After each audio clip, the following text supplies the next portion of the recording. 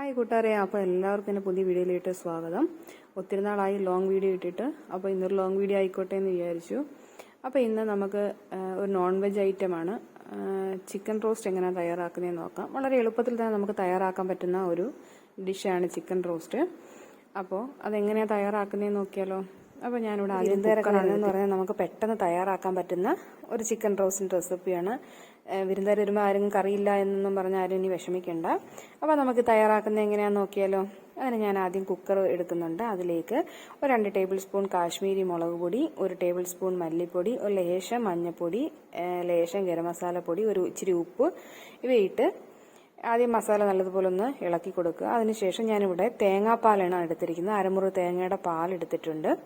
അത് ആദ്യം ലേശം ഒഴിച്ച് ഈ മസാലയൊന്ന് ഇളക്കി യോജിപ്പിച്ചെടുക്കുക. അതിനുശേഷം ബാക്കിയുള്ള തേങ്ങാപ്പാലോട് ഒഴിച്ച് നല്ലതുപോലെ ഒന്ന് ഇളക്കി മിക്സ് ചെയ്തെടുക്കുക. അതിനുശേഷം നമ്മൾ ഈ കഴുകി വൃത്തിയാക്കി വെച്ചിരിക്കുന്ന ചിക്കൻ ഉണ്ടല്ലോ, അത് ഈ കലക്കി വെച്ചിരിക്കുന്ന മിക്സിലേക്ക് ഇട്ട് അതും ഇട്ട് നല്ലതുപോലെ ഒന്ന് ഇളക്കി യോജിപ്പിച്ചെടുക്കുക.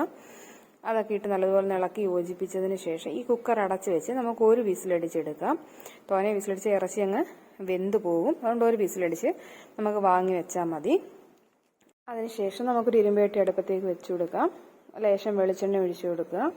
അതൊന്ന് വെളിച്ചെണ്ണ ഒന്ന് ചൂടായി വരുമ്പോഴത്തേക്ക് ഞാനിവിടെ 3 സവാളയാണ് എടുത്തിരിക്കുന്നത്. അത് അരിഞ്ഞ് വെച്ചിരിക്കുന്നത് ഈ ചൂടായ വെളിച്ചെണ്ണയ്ക്ക് ഇട്ട് കൊടുക്കുക. ഇട്ട് കൊടുത്ത് നല്ലതുപോലെ ഒന്ന് ഇളക്കി കൊടുക്കണം. ഞാൻ ഇതിലേക്ക് ഉപ്പിട്ട് കൊടുക്കുന്നില്ല. ഉപ്പിട്ട് കൊടുത്ത സവാള പെട്ടെന്ന് നമുക്ക് വഴന്ന് കിട്ടും. കാരണം ഞാനിപ്പോൾ ചിക്കനകത്ത് ഉപ്പ് ഉണ്ടായത് കൊണ്ട് ഞാനിപ്പോൾ ഉപ്പിട്ട് കൊടുക്കുന്നില്ല. അതിനുശേഷം ഞാനിവിടെ വെളുത്തുള്ളി ഇഞ്ചി എടുത്തിട്ടുണ്ട്. വെളുത്തുള്ളി ഇഞ്ചിയും ഞാനിവിടെ ചതച്ചാണ് എടുത്തിരിക്കുന്നത്. അരച്ചെടുക്കണമെന്നുള്ളവർക്ക് അരച്ച് ചേർത്ത് കൊടുക്കുക. എന്നിട്ട് ഇതെല്ലാം ഇട്ട് നല്ലതുപോലെ ഇളക്കി യോജിപ്പിച്ചെടുക്കണം. അതിൻ്റെ പച്ചവെള്ളം മാറുന്ന ഇളക്കിയതിന് ശേഷം ഞാനിവിടെ ഒരു പച്ചമുളകൂടെ കീറി ഇട്ട് കൊടുക്കുന്നുണ്ട്. അതും ഇട്ട് കൊടുത്ത് നല്ലതുപോലെ ഇളക്കി യോജിപ്പിച്ചെടുക്കുക.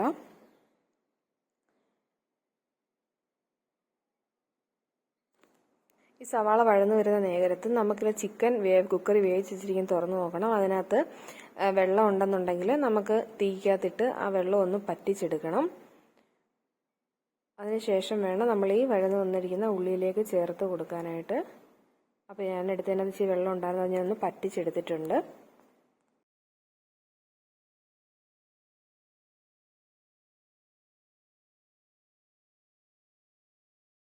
അതിനുശേഷം ഈ ഉള്ളി ഈ ചിക്കനും ഒക്കെ ആയിട്ട് നല്ലതുപോലെ ഇളക്കി യോജിപ്പിച്ചെടുക്കണം. അപ്പോൾ ഈ ചിക്കനിനകത്തുള്ള മസാല എല്ലാം ഉള്ളിക്കകത്തും ഒക്കെ പിടിച്ച് നല്ലൊരു രുചിയായിട്ട് നമുക്ക് കിട്ടും.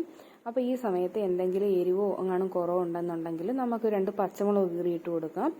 അതോടൊപ്പം തന്നെ ഉപ്പുണ്ടോ എന്ന് നോക്കിക്കൊള്ളൂ. എനിക്കിപ്പോൾ ഉപ്പ് കറക്റ്റ് ആയിരുന്നു, അതുകൊണ്ട് ഞാൻ ഉപ്പിട്ട് കൊടുത്തില്ല. അതിനുശേഷം ഞാൻ നല്ലപോലെ തീ കുറച്ചിട്ട് നല്ലതുപോലെ ഇളക്കി നല്ലതുപോലെ ഒന്ന് വെളിച്ചെണ്ണ തെളിയുന്നിടം വരെ നമുക്ക് നല്ലപോലെ ഒന്ന് ഇളക്കി യോജിപ്പിച്ചെടുക്കണം. അതിനുശേഷം ഞാൻ അവസാനമായിട്ട് ഇതിനകത്തേക്ക് ഒരു ലേശം കുരുമുളക് പൊടിയും ഒരു ലേശം ഗരം മസാല ഇട്ട് കൊടുക്കുന്നുണ്ട്. തോനെ ഗരം മസാല ആവരുത്, അതിൻ്റെ കുത്ത് ഉണ്ടാവരുത്. അപ്പോൾ അത് നോക്കി വേണം ചേർത്ത് കൊടുക്കാനായിട്ട്. പിന്നെ ഞാൻ ലേശം കറിവേപ്പില ഇട്ട് കൊടുക്കുന്നുണ്ട്. കറിവേപ്പില ഇടുമ്പോൾ ഒരു പ്രത്യേക ഒരു മണമാണ്. അപ്പോൾ നല്ല സൂപ്പർ ആൻഡ് ടേസ്റ്റി ആയിട്ടുള്ള നമ്മുടെ ചിക്കൻ റോസ്റ്റ് തയ്യാറാണ്. അപ്പോൾ എല്ലാവരും ഒന്ന് ട്രൈ ചെയ്ത് നോക്കുക. ബാച്ചിലേഴ്സിനൊക്കെ നല്ല പെട്ടെന്ന് തയ്യാറാക്കാൻ പറ്റുന്ന ഒരു ചിക്കൻ റോസ്റ്റിൻ്റെ റെസിപ്പിയാണ്. നമുക്ക് ചപ്പാത്തിയുടെ കൂടെയും ചോറിൻ്റെ കൂടെയും ഒക്കെ നമുക്ക് കഴിക്കാൻ പറ്റും. അപ്പോൾ എല്ലാവരും ഒന്ന് ട്രൈ ചെയ്ത് നോക്കുക. നിങ്ങൾക്ക് എല്ലാവർക്കും ഇഷ്ടപ്പെടുന്ന ഒരു റെസിപ്പിയാണ്. അപ്പോൾ എല്ലാവരും ട്രൈ ചെയ്ത് നോക്കിയിട്ട് നിങ്ങളുടെ ഫീഡ്ബാക്കുകൾ എന്നെ കമൻറ്റിലൂടെ ഒന്ന് അറിയിക്കണം. അപ്പോൾ എൻ്റെ ചാനൽ സബ്സ്ക്രൈബ് ചെയ്യാതെ കാണുന്നവരുണ്ടെന്നുണ്ടെങ്കിൽ എന്നെ സബ്സ്ക്രൈബ് ചെയ്തൊന്ന് സപ്പോർട്ട് ചെയ്യുക. അപ്പോൾ നല്ല നല്ല സിമ്പിളായിട്ടുള്ള റെസിപ്പീസും ഒക്കെ ആയിട്ട് ഞാൻ ഇനിയും വരാം. ബാച്ചിലേഴ്സിനൊക്കെ തയ്യാറാക്കാൻ പറ്റുന്ന തരത്തിലുള്ള ഒരുപാട് റെസിപ്പീസുകളുണ്ട്. അപ്പോൾ ഇതെല്ലാം ആയിട്ട് ഞാൻ ഓരോ വീഡിയോസായിട്ട് അപ്ലോഡ് ചെയ്യാം. അപ്പോൾ എല്ലാവരും എന്നെ ഒന്ന് സപ്പോർട്ട് ചെയ്യുക. അപ്പോൾ ഓക്കെ, ബൈ.